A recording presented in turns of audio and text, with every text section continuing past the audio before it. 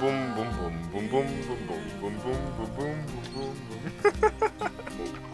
There was this one little girl who saw me and she's smiling, and I've never seen a kid smile so much at me who's just met me. I'm like, that's really strange. So she walks by and I look back to see if she's still looking, and she's still looking and she's smiling, and she points a finger and she says, "You're just tricking us." And so she must have thought that somehow I hid my legs and my arms, and I'm like, oh my goodness, it's so funny. Mnogi ne vjeruju čak i kad ga vide. Kako uspijeva? Neki ga zovu čudom od čovjeka. Zaslužuje li taj epitet? Prosudite sami. No arms and legs, no worries. That's an original one. And, you know, people think, you know, how can you live a life without limbs? But, you know, How can you? You just do, you know. Sometimes you don't imagine that you can get through different situations until you're actually put in that situation. Ovo je Nick, ima 28 godina. Rođen je i odrastao u Australiji, danas živi u Americi, a mi smo ga sreli u Sloveniji. Točnije u Ptuju, gdje je u sklopu slovenske turneje održao motivacijski govor. Time se naime bavi. Za sve to treba duha, nečega što čovjeku zasigurno ne nedostaje.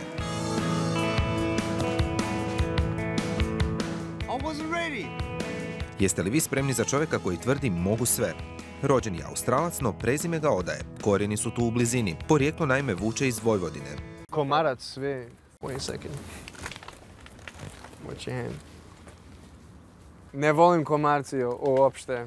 I hate them. Rijetki su oni koji se ne pitaju što mu se to dogodilo, kako je ostao bez ruku i nogu, pati li zbog toga, možda je nesretan, možda nije. Stotine pitanja svih onih koji ga vide. I was born this way, no medical reason why. And my parents were a little afraid of having a second child because they didn't know what happened the first time. So still they have no explanation, but I do believe that God always has a reason. On je propovjednik i motivacijski govornik. Doslovce govori ljudima da ništa nije nemoguće pa ni za njega.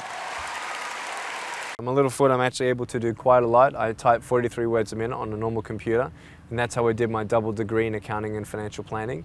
And yeah, this thing, you know, I play soccer, I golf, I fish, I swim. I do quite a lot. I've been scuba diving and I want to go skydiving. That'll be pretty cool. Radi mnoge stvari koje se drugi ne usude, no ipak svjestan je svojih ograničenja, ponajprije onih fizičkih. Can you go down? From here? No, not really. I mean, I really could if I really wanted to, but it'd be a little bit too dangerous. But from a bed I can go down and normally heights I can get over. Ima pomoć njegovatelja koji mu uskaču kad zapne, no jedna od njegovih misli vodilja je zanemari neuspjeh. Koncentriraj se samo na uspjeh. If I fail 100 times, Če bi 100-krat padel, it's not about how many times you fail. ni važno kolikokrat padeš. It's about learning. 1, 2. When I smile, people are like, oh, you know, he's cool. okay. Yeah, he's all right, you know. So yeah, I get normally very warm reactions, but normally I don't obviously shake hands, so I hug a lot of people. I naš je susret počeo upravo tako. It's a beautiful thing that actually started when I was 19 years old. Actually, it was the reason why I started hugging a lot more and started speaking. Was when I spoke in front of 300 teenagers, and this one girl in the middle of the room started really crying. She put up a hand in the middle of the talk and she said, "I'm so sorry, can I come and give you a hug?" And in front of everybody she came and she hugged me and she cried on my shoulder and she said, "Thank you, thank you, thank you. No one's ever told me that they love me. No one's ever told me that I'm beautiful the way that I am." Nick je u Ptuj došao upravo kako bi se susreo s ljudima koji misle da im treba takva pomoć. Onima koji iz nekog razloga misle da su manje sretni od drugih. No Nick ima sasvim drugu poruku. Be you, be yourself. You know, stop wishing for you to be someone else. U svojim govorima mjesta za depresiju nema. Njegovi su nastupi često poput stand-up komedije. But it's sort of taking advantage of the situation where you can actually bring humor in and break the ice in front of any audience. You know, when the audience sees me, they don't know exactly what kind of speaker I'm going to be. Is it going to be a guy that's going to make me feel sorry for him? You know, all that sort of thing. Bez humora, kaže, ne bi mogao živjeti, pa i kad je na njegov račun, važno da je veselo. I was in an overhead compartment one day. I got my friends to put me up there on the plane to actually scare somebody. And what you don't know is actually 2 weeks ago, I dressed up in a pilot's uniform and greeted the passengers as they got on the plane. And it was so funny. It was awesome. Little kids like, wow, you know, like this. And some people say, oh, yeah, okay. I'm like, really? There was actually this one little boy, he was so cute. He made me laugh so hard. He looked at me and he's looking at my body, looking at my head, looking at my body, and he says, well, at least you got a head. And I thought, No nije uvijek bilo tako veselo. Ovo je Nick sa samo 6 godina. Drugčiji od samoga rođenja nastojao od malena živjeti poput drugih klinaca. Nekad je uspijevao, nekad i ne. In the toy box in my room, I want to get something, and I can't get it because I don't have any arms or legs. And he regards himself as normal, just with a few bits and pieces missing. You kind of wonder, try to imagine what kind of future is he going to have, and what kind of life this person is going to lead. I think he's going to have quite a good life.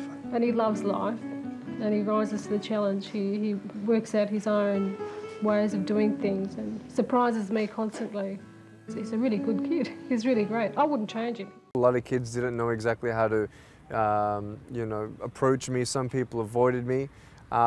When I was, in school, a lot of kids sometimes teased me as well and didn't want to play with me. So it was very difficult at the very beginning. Feeling like, is this the rest of my life? And then I'm thinking, I'm not going to get a job, not going to get an education and all these sorts of things. And feeling like things weren't going to change, I felt like giving up. And so at age 8, I told my mum I wanted to commit suicide. And at age 10, I actually tried to commit suicide by drowning in a bathtub. Srećom nije to učinio, shvatio da bi one koje najviše voli samo još više rastužio. I imagined my mum and my dad crying at my grave and my brother and, asking themselves what they could have done more and feeling guilty and pain. And so I didn't want to leave them with that pain, so I decided to stay.